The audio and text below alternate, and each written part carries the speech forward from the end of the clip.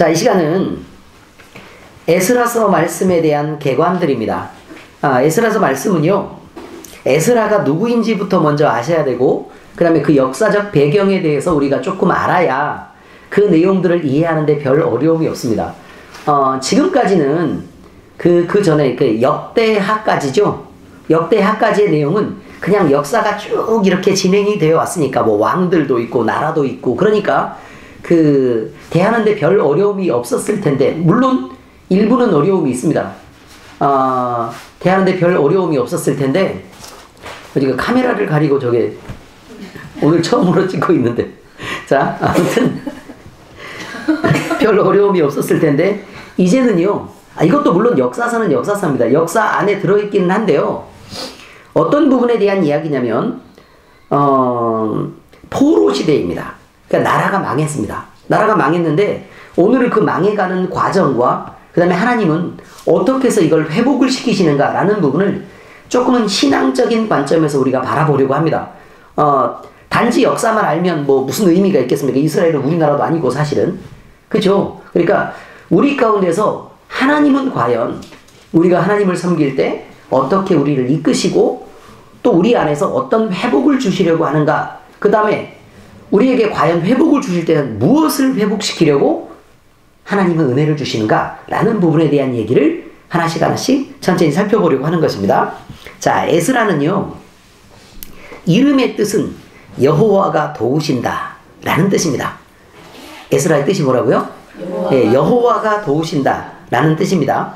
레위 자손 아론의 16대 손이라고 스가랴서 7장 5절에 나와 있고요. 시드기야 왕 때 대제사장이던 스가랴의 아들로서 제사장이며 모세의 율법에 능한 서기관이었고 성경학자였습니다. 그러니까 그 율법을 연구하던 학자였습니다. 에스라가 출생한 땅은요, 바벨론입니다. 그러니까 바벨론 땅에서 포로 상태에서 출생했을지라도 율법에 정통하고 유전을 많이 들어 애국 정신과 성전에 대한 관심들을 깊이 새겨서 예루살렘에 귀환해서도 부패한 도덕과 종교개혁을 이루는 대표적인 사람입니다. 그는 바사왕 고레스에게 예루살렘에 귀환할 허락을 받았고, 또 성전에 건축할 물자와 돈을 얻어가지고 지원자 1800명을 거느리고 출발해서, 물론 그곳에 함께 도착한 사람은 약 8000명 정도로 알려져 있습니다. 아하와 강변에서 하나님에게 도중에 보호하여 주시기를 금식하면서 기도한 후에 4개월 만에 무사히 예루살렘에 도착하였습니다. 처음에 이런 내용이 나와 있습니다. 그런데 지금 여기의 내용을 요 정도까지만 딱 보면, 그리고 나서 그 성전을 이제 재건을 하고 회복하는 과정들이 쭉 이렇게 나와 있습니다. 그런데 그 과정에서 많은 반대와 방해가 있습니다. 그런 내용에 대해서도 잠깐 살펴볼 텐데, 먼저는 북이스라엘과 남유다가 멸망한 사건들에 대해서 한번 알아보려고 하겠습니다. 자, 오늘 또 설교가 너무 많이 준비가 되었기 때문에 어쨌든 간단히 쭉 정리를 하고 넘어갑니다. 맨 처음에는요, 북이스라엘과 남유다가 두 개의 나라로 솔로몬 이후에 갈라진 이후에 북이스라엘은 하나님 앞에 순종하는 왕들이 아예 나타나지 않았습니다. 그런데 남유다에는 여러 명의 왕이 나타나서 어쨌든 북이스라엘은 먼저 멸망했고, 그로부터 한참 지난 후에 남유다가 이제 멸망을 하게 됩니다. 그런데 북이스라엘이 멸망하게 되는 과정은 아수르의 북이스라엘 침공부터 시작됩니다. 아수르가 북이스라엘을 침공합니다.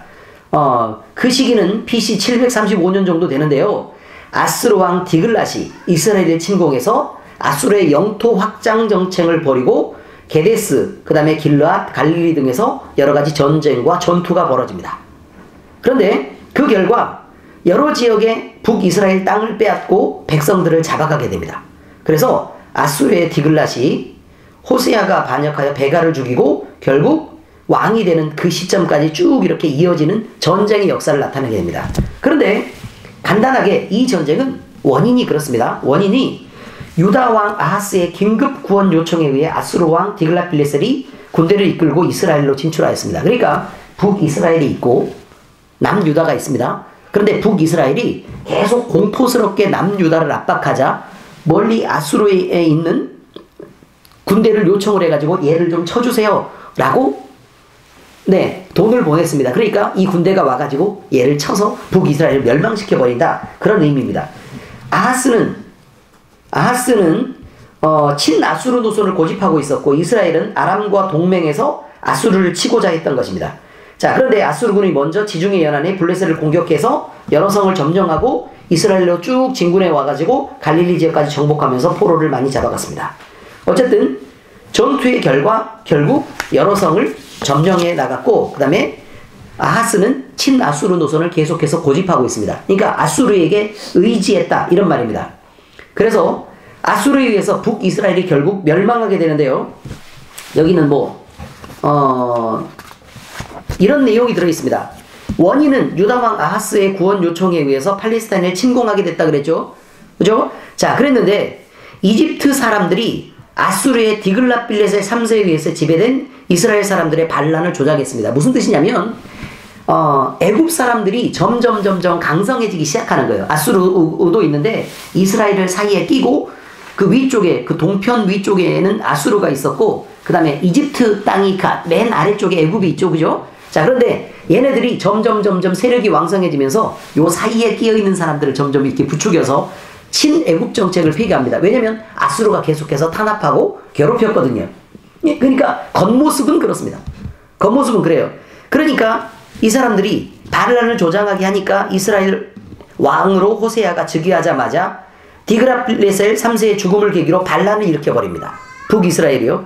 이에 아수르 살마네셀 5세는 호세아를 쳐버립니다. 그래서 그 결과 호세아는 아수르에 조공을 바치기라고 항복하고 3년 동안 사마리아 성을 포위했는데 결국은 멸망시키고 결국 이스라엘 백성을 이스라엘을 멸망시킵니다. 사르곤 2세는 이스라엘에 반란이 일어나니까 반란의 재발을 막기 위해서 사마리아 성 백성과 이스라엘 주민을 아수르 제국의 변경과 메대 성읍으로 이주시켰어요. 그러니까 북이스라엘에 있는 사람들을 다 꺼내가지고 밖으로 꺼냅니다. 밖으로 꺼내서 다른 지역에 이주시켜서 살게 하고 그 자리에 바벨론과 하마 땅에 있는 백성들을 다시 채워넣어서 백성들을 바꿔버립니다. 그러니까 근데 제가 이 이야기를 하는 이유는 그거죠. 사마리아라는 지역이 지금 현재 나오기 시작하죠. 근데 사마리아를 딱 보니까 지금 원래 이스라엘 백성들로만 이루어져 있는 게 아니고 사마리아는 그러면 사르곤 2세에 의해서 반란을 막기 위해 바벨론 사람들이 몽땅 다 바벨론과 하마 사람들이 몽땅 이주해서 백성들이 섞이게 됩니다. 의미를 아시겠죠? 자, 그러니까 섞여버리니까 결국 이스라엘은 멸망당할 뿐만 아니라 민족적인 정통성까지도 유지하기 어렵게 되는 상황이 생긴 것입니다. 그래서 강제 이주했는데 그 땅에서 참 신기한 것은 하나님은 이 사람들을 그 지역에 모아져 있는 땅에서 그 그룹을 애굽에서 보호했던 것들처럼 피가 섞이지 않도록 보호하고 그 다음에 이 사람들은 그 지역에서 하나님을 섬기는 마음들을 자꾸 잊지 않고 자꾸 이렇게 율법을 배우려고 이제 다시 노력합니다. 그러니까 망하고 나니까 정신을 좀 차리게 되는 그런 일이 생겼습니다. 자, 여기까지입니다. 첫 번째. 그 다음에 그 다음에 쭉 이어지니까 그러면 이게 남유다가 남았죠. 남유다가 남았는데 사네비라는 사람이요 유다를 침공합니다. 유다를 침공하는데 근데 여기서도 마찬가지입니다. 영토 확장을 위해서 유다를 침공하는 사건입니다. 그런데 지금 이게 어떻게 된 거냐면 북이스라엘을 멸망시킨 아수르의 사르곤이 죽었어요. 그런데 유다의 히스기야 왕이 있는데요. 히스기야 왕은 좋은 왕입니까? 나쁜 왕입니까? 좋은 왕입니다. 좋은 왕입니다. 팔레스타인을 해방시키기 위한 음모를 꾸미고 있었습니다. 그런데 바벨론 왕의 직사들도 음모에 가담을 해서 예루살렘에 왔고 이 반란 음모는 이전처럼 애굽의 후원을 받게 되었습니다. 그러니까 이게 전체적으로 정복전쟁이 이게 벌어지게 되는 사건이 있습니다. 히스기야는 아수르군이 먹을 물을 차단하기 위해 대규모의 지하수로 공사를 완공하는 업적을 남겼고요. 히스기야는 반란 음모에 대한 반대한 에돔 지역을 쳐서 확장하게 됩니다. 히스기야는 사마리아와 무기토성 주민들의 지지를 얻어 전 국토를 재통일한 준비를 해가고 있었습니다. 그런데 아수르는 사르곤의 뒤를 이어 사네비라는 왕이 세워졌고 팔레스틴 지역이 남유다 땅으로 정복되기 전에 자꾸 이렇게 공격하려고 지금 들어오고 있는 상태입니다. 자, 그런데 지금 여기서 사네립이 이제 그 히스기야와 라기스에서 전투가 벌어지게 되는데, 라기스란 땅에서 전투가 벌어지게 되는데요. 선지자 이사야가 이때 등장합니다. 구원을 예언했고 하룻밤 사이에 사네립 군대에 18만 5천 명이 몰살하게 되는 어마어마한 전쟁이 이뤄지게 됩니다. 그래서 아스루의 사르곤 왕은 죽고 사네립이 뒤를 이어서 왕이 되었는데도 그 사네립마저도 도망가다가 모반에 의해서 죽게 되고 에살라돈이라는 사람이 아수르의 왕이 되는 사건이 이렇게 이어집니다. 지금 역사가 좀 간단하게 지금 얘기를 하고 있는데 이것도 복잡하죠. 네, 복잡하죠. 그런데 이거는 그 다음에 이어질 내용들을 위해서 어쨌든 제가 그 말씀을 준비를 시키는 시간이니까 어쩔 수 없이 이거는 듣기는 들어야 되는 사건입니다. 언젠가는 들어야 되는 사건이에요. 그 다음에 뭐 무기토 전투와 유다와 요시야가 뭐 전사하는 그런 사건들도 있고, 그 다음에 아수르 연합군과 바벨론 간의 갈그미스 전투들도 있고, 이렇게 전쟁들이 많이 이어집니다. 그런데 나중에요, 남유다가 멸망하게 되는 사건이 이어지게 되는 것은요, 유다 왕 시드기야 때 바벨론의 느부갓네살과 이제 전투가 있게 됐습니다.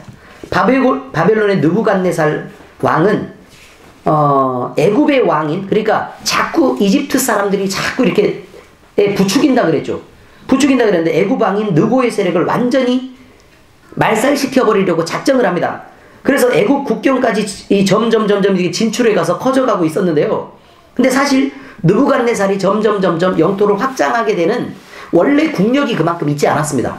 원래 국력이 그만큼 있지 않았는데 예루살렘 성전에서 어마어마한 금이 나왔죠. 성전의 기물들이 엄청난 보물이 있었는데 그게 바로 느부갓네살이 왕권을 안정시키고, 바벨론의 느부갓네살이 자기의 왕권을 안정시키고 정복전쟁을 할 수 있는 중요한 자금원이 됩니다. 그래서 이스라엘은 바벨론의 그 놀라운 황금의 제국을 만들게 되는 그 영화와 전혀 무관하지 않습니다. 그 모든 금이 거기에 들어가서 그 바벨론의 제국이 완성이 되었지, 만약에 이스라엘이라는 나라가 또는 솔로몬 성전이라는 그 성전 자체가 없었다면 사실 그 바벨론 땅은 그렇게까지 그 바벨론이 강성하게 성장하지 못했을 가능성이 대단히 많습니다. 그런데 애굽과 직접 전쟁을 하는데 양편은 사상자만 많이 내고 느부갓네살은 후퇴를 하게 됩니다. 근데 이 틈을 타서 유다의 왕 여호야김이라는 사람이 바벨론을 배반해버립니다. 선지자는 하나님의 뜻이 아니다, 예레미야가 하나님의 뜻이 아니다, 너는 배반하면 안 된다라고 계속 말리지만 결국은 그 전쟁에서 애굽 편을 들고 애굽을 의지해서 결국 배반해버립니다. 그래서 그 결과 느부갓네살이 열이 받았겠죠. 화가 났겠죠. 그래서 느부갓네살이 즉각 유다 근방에 갈대아 부대와 그 이하의 아람, 모압, 암몬 부대로 여호야김을 칩니다.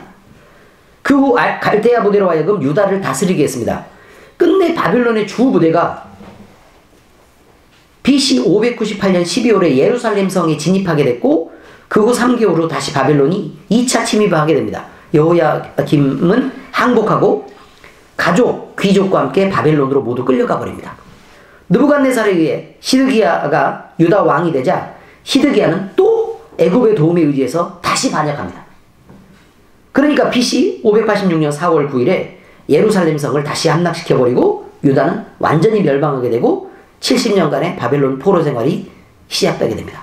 이런 모양으로 계속해서 배반하고 이렇게 됩니다. 자, 그런데 이게 어떤 의미를 가졌느냐라는 게 참 중요하죠. 이게 어떤 의미를 가졌냐면요, 성경을 쭉 읽어보니까 제가 역사적인 얘기만 쭉 했는데 제가 신앙적인 관점에서 얘기를 드린다고 말씀드렸습니다. 남유다의 역사를 쭉 보니까 하나님을 사랑하고 성전을 회복하며 우상을 헐어버리고 그 산당을 제했던 왕들은 모조리 하나님으로부터 세움을 입었습니다. 그리고 평안한 날들과 그 다스리는 기간 동안에 영화를 누렸었습니다. 그런데 그 조상이 잘못했거나 본인이 잘못하면 하나님은 그 나라를 치고 아수르의 손에 또는 애굽의 손에 또는 바벨론이라는 나라의 손에 자꾸 넘겨버립니다. 그리고 진짜 문제는 이것입니다. 근데 그렇게 넘겼을 때에 이 사람들이 느끼고 돌아서서 회개하고 하는 일들이 자꾸 벌어져서 하나님을 회복하면 괜찮은데, 문제는 하나님이 네가 잘못해서 내가 이만큼 벌을 내리니까 너는 주의하고 하나님 앞으로 돌아와라 라고 얘기를 하는 거예요. 이게 굉장히 중요한 시간들을 보내게 됩니다. 잘못했다고 혼을 내고 있는데 이스라엘 백성들이 한 일은 뭐냐면, 나름대로 내가 생각할 때 별로 잘못한 것 같지도 않고 하나님을 생각하니까 뭐 하나님이 계신 것 같지도 않고, 이래서 자기 노력으로 그 고통을 벗어나려고 합니다. 그러니까 예를 들어 엄마가 애가 잘못하니까 너 이렇게 잘못했어, 너 이거 혼나니까 거기 서 있어, 벽 보고 서 있어, 그래서 잘못했다고 느낄 때까지 너는 잠깐 거기 서 있어. 그랬더니 얘가 자꾸 뒤돌아서 딴 데 돌아다니고 그러면서 계속 말을 듣지 않는 겁니다. 그러면 엄마가 할 수 있는 조치가 뭐죠? 그럼 폐단이에요.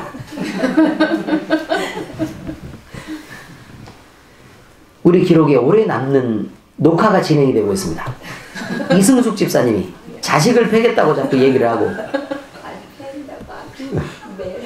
그러니까 매가 팬다는 얘기잖아요.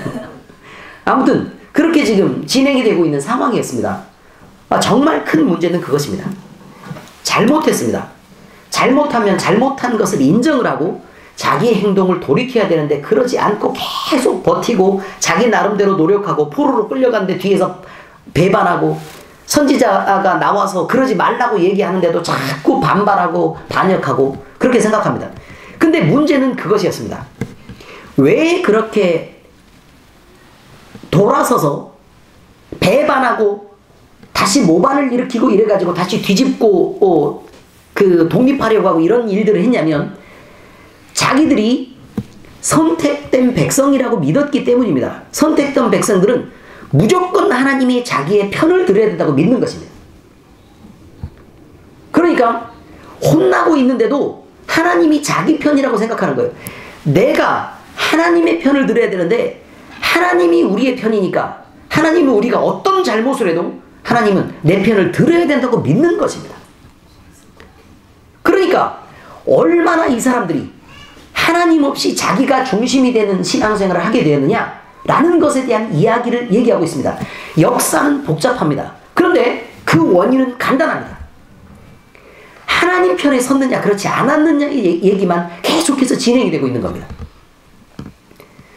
지금 이스라엘과 북이스라엘과 남유다는 이런 싸움을 하고 있는 것입니다. 하나님은 포로로 잡혀가는 것을 원했습니다. 왜냐하면 그 땅과 그 조상들이 사람이 잘못했기 때문에 그 땅의 우상들을 들여왔고, 그 땅이 저주받은 땅, 더러운 땅이 되었기 때문입니다. 그러면 그 땅은 다시 회복하기 위해서는 사람이 벌을 받고, 그 땅도 죄에 대한 벌을 받고 나면, 그럼 벌 받고 나면 이제 그 죄싹이 없어지니까 사람도 회복되고 그 땅도 그 저주에서 벗어나게 되는 원인 때문에 그렇습니다. 그런 원리를 알아야 합니다. 우리가 살아가면서 여러 가지 잘못들을 저지를 수 있습니다. 잘못을 저지를 수 있습니다. 잘못을 저질렀을 때 하나님이 사랑하시기 때문에 그 자녀들이 잘못되기를 원하지 않으셔서 우리를 분명히 징계할 수 있습니다. 그리고 마땅히 하나님이 우리를 사랑한다면 그 잘못에서 돌이켜서 하나님 앞에 바르게 되도록 우리를 징계하시는 게 마땅히 옳습니다. 그게 하나님의 의라고 얘기하는 부분입니다. 그런데 시간이 조금씩 지나갑니다. 그 고통의 시간들이 있죠. 그럼 그 고통이 잠깐 있는데도 내가 한 잘못들은 전혀 바라보지도 못하고, 하나님은 나는 왜 이렇게 힘들어요? 나 왜 이렇게 잘못했어요? 도대체 하나님이 보시기엔 내가 그렇게 잘못했어요? 나 힘드니까 하나님 이 고통 중에서 벗어나게 해주세요. 벗어나게 해주세요. 아니, 징계하면 그 징계의 시간을 지나야 되는 때가 있는 거고, 징계를 받으면 회개를 충분히 할 수 있도록 그 기도의 분량도 쌓고 마음을 돌이킬 시간들도 있어야 되고, 마음을 돌이키고 나면 원래 죄의 습성으로 자기가 길들여져 있을 텐데 그 길들여져 있는 시간들과 습성을 바꿀 만한 시간이 필요한 겁니다. 하나님은 그 시간을 우리에게 갖기를 원하고, 우리가 때로 징계가 있어도 그 징계를 통해서 하나님이 우리가 온전히 돌이켜서 회복되기를 원하시는 겁니다. 그런데요, 잠깐만 힘이 들면 나 그거 못하겠어요, 하나님 왜 이렇게 나를 미워해요? 라고 얘기를 해버립니다. 쉽게 내가 잘못했던 걸 쉽게 잊어버리는 거죠.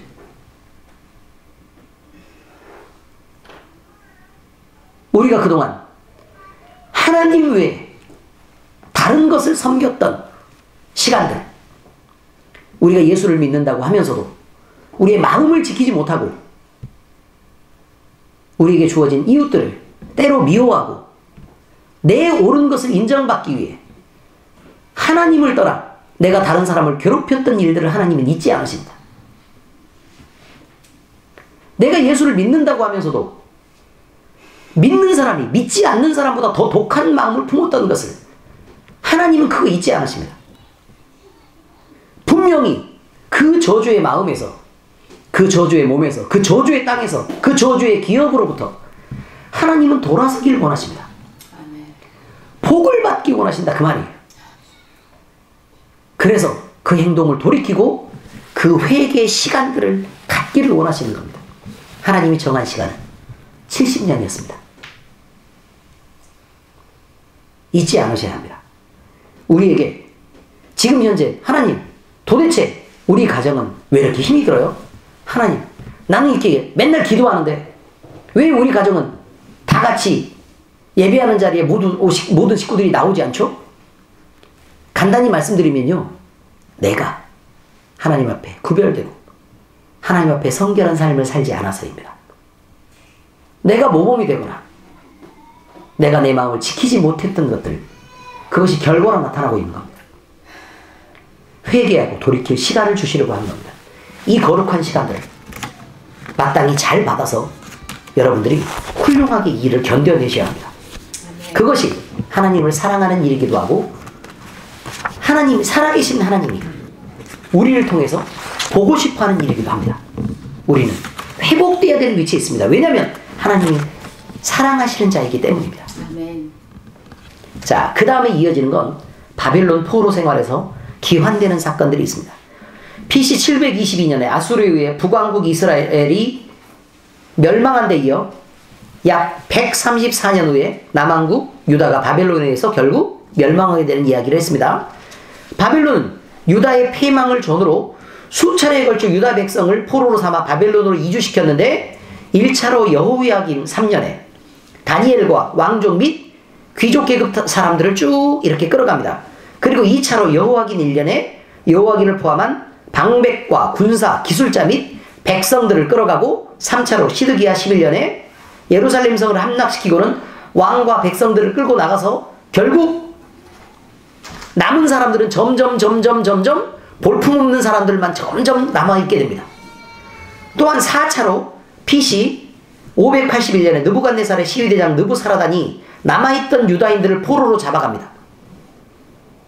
포로로 잡아간 유다 백성들은 선지자 예레미야의 예언대로 70년간 이방 땅에서 탄식하며 예루살렘과 그 성전을 사모하다가 하나님의 섭리로 교만한 바벨론이 하나님을 대적하고 하나님 없이 머리를 들자 신흥제국 메데바사에 의해서 멸망하게 되고 언약의 땅으로 귀환할 수 있는 희망을 갖게 됩니다. 새로운 패권을 차지한 메데바사는 고레스 제국을 만들었는데요. 그 고레스 제국에서 민족들의 유화 정책을 펼칩니다. 그러니까 포로로 잡혀왔던 사람들에게 바벨론처럼 매몰차게 하지 않고 될 수 있으면 친절하고 따뜻하게 이렇게 해서, 뭐 시간도 이제 충분히 지났으니까 유화 정책을 펼치면서 강제로 이주당한 사람들을 자신의 고국으로 이제 돌려보내고, 그 땅에서 그 기업들을 이렇게 일으켜서 부자가 되고 세금을 잘 낼 수 있는 제도를 마련하도록 유다 백성들도 옛 고향으로 돌아오게 되는 일이 벌어지게 된다, 그 말입니다. 자, 이 포로의 1차 귀환은요, 스룹바벨과 예수아가 인도했던 1차 귀환이 있는데요. 고레스 왕 때요, 포로들의 귀환을 허가하고 성전을 다시 재건하도록 허락했습니다. 그리고 성전 기물들을 발언했고 성전의 건축 자재들도 지원했습니다. 이때 기환했던 사람의 수는요. 일반 백성 42,360명, 남종과 7,337명, 노래하는 자가 200명이었다. 라고 지금 나와 있습니다. 성경을 읽어보신 분들은 그렇게 알 수 있습니다. 자, 그런데요. 성전 건축이 시작됐습니다. 그런데 그곳 원래 땅에 이주해서 살고 있었던 사람들이 있었겠죠. 네, 그 사람들이 있었는데 그 사람들이 이렇게 얘기합니다. 나도 원래 이 땅에 처음 이주해서 살 때부터 여호와 하나님을 내가 섬기고 있었다. 그러니까 나도 이 성전 건축에 참여할 수 있도록 허락해달라 라고 얘기를 한 거예요. 그런데 유대인들은요 이걸 허락할 리가 없죠. 네, 허락할 리가 없습니다. 그래서 허락하지 않았습니다. 그랬더니 사마리아인들이 대적했고 공사를 방해하기 시작합니다. 그래서 결국 공사가 중단돼 버립니다.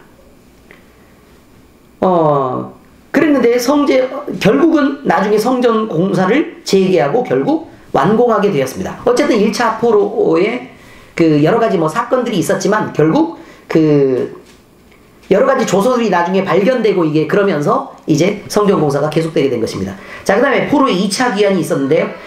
에스라 때입니다. 아닥사스다 1세 때요. 포로의 귀환을 허락했는데요. 국고에서 다시 돌아가서 성전을 건축하고 재건할 만한 돈들을 지원했습니다. 그 다음에 성직자들의 세금도 면제해 주었고 관리 조직을 만들 수 있도록 허용해 주었습니다. 자, 그런데 에스라는 돌아와서 종교개혁을 일으켰고 특히 이방인과 결혼으로 혼란에 처한 여호와 신앙의 순수성을 회복하기 위해서 이방 여자와 결혼한 사람들의 이방 여자들을 몽땅 그 집에서 쫓아내게 됩니다. 그래서 이방 여자들이 부인이 되었던 사람들은 쫓겨나게 돼요. 그런 일들이 벌어지는데 이게 에스라의 마지막 쪽에 있습니다. 그 내용까지만 나와 있습니다. 그 다음에 3차 귀환이 이어지는데 느헤미야 때 아닥삭스다 1세 때입니다. 예루살렘 성벽을 중건하는 걸 허용하고 건축 자재를 지원하기로 했습니다. 예루살렘 성전 중건할 때 사마리아인들이 또 방해했는데도 불구하고 52일 만에 완성합니다. 그리고 에스라는 율법을 낭독하고 교육을 하게 됩니다. 자, 이런 모양으로 해서 1차, 2차, 3차에 의해서 귀환이 이루어지게 됩니다. 자, 그러면 신앙적인 의미로 바라본다고 말씀드렸죠? 자, 다시 말씀드리겠습니다.